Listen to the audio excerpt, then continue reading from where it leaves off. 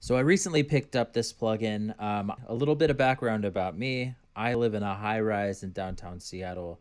The environment sometimes can be a bit noisy.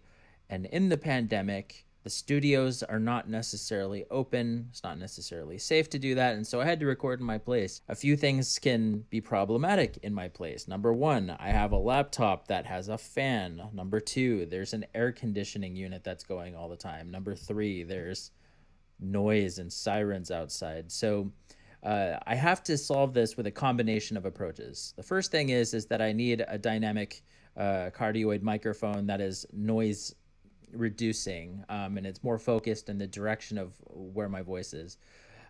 Sometimes though, I like to record with a really nice mic. So I've got my Neumann U87. That is a lot more sensitive to environmental noise though, and it really picks up the noise in the fan in my laptop. So I've been using a similar plugin called Isotope Denoise over the last year, but now I'm trying out Brusfri by Klevgrand. So let's dive in.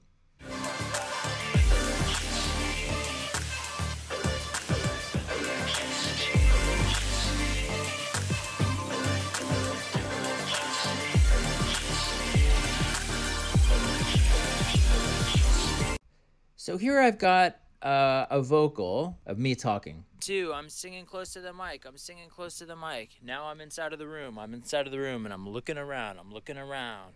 So for background, I've hung a bunch of sound dampening cloths all over the room, and I'm standing in this really small, tight room, and I was just recording the ambient noise. Then I got the idea to record this little demo.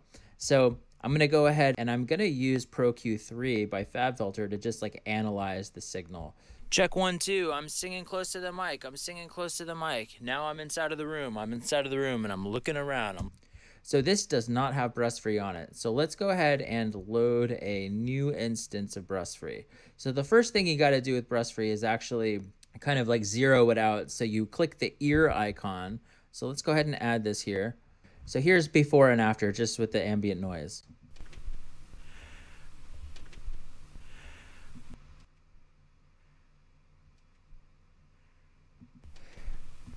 And so you can already hear that once you've clicked the ear icon, basically it identifies the ambient noise coming into the mic signal, and it attempts to reduce that, what appears to be through like high pass filtering.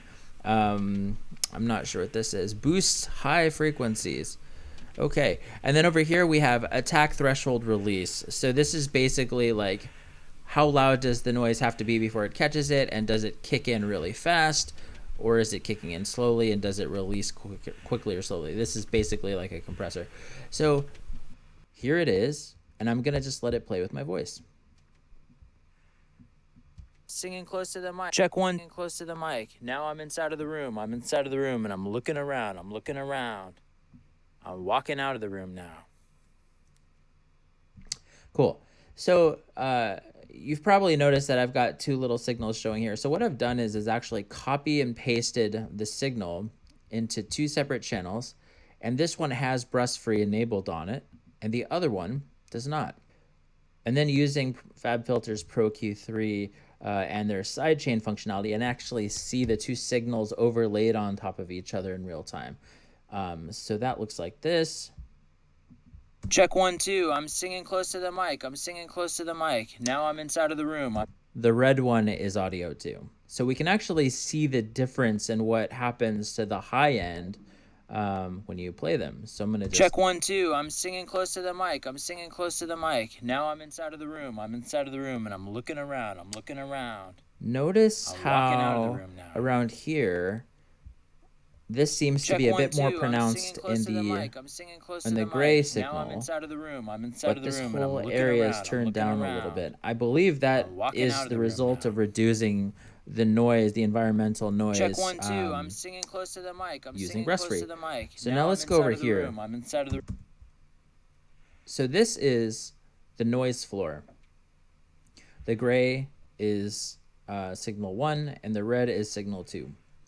By the way, that's going through a Neve 1073 hardware with a Warm Audio 1176 compressor, and that's going into an LA2A.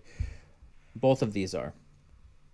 So you're seeing a pretty big difference. That's a 20 dB reduction in the high noise. And it's also kind of impacting the low frequencies as well. There's a bit of a roll off there. So here's one thing I'll say is that I've used Brusfri in practice for a while now, and I've noticed that depending on how much ambient noise is actually being picked up, the Brusfri can actually make the signal significantly different sounding in the highs and the upper mids. So for instance, if I'm recording right next to my microphone, right, you've got the of the fan, and then you've got the actual noise floor of the mic, and then you've got compressors bringing those things up. When it reduces all of that, like Brusfri will remove so much of the high end, what ends up happening is that you end up getting kind of like a nasally thing. And so you really got to get into a nice environment, try to dampen the space around you. But if you've done that even to a degree, Brusfri sounds pretty awesome. And it's a really nice, clean, clear, crisp plugin. It doesn't introduce any artifacts that I can tell. Simple plugin, has an obvious user interface. I can get down with that. If you found that useful, please like and subscribe to my channel. All right, have a good one. Peace.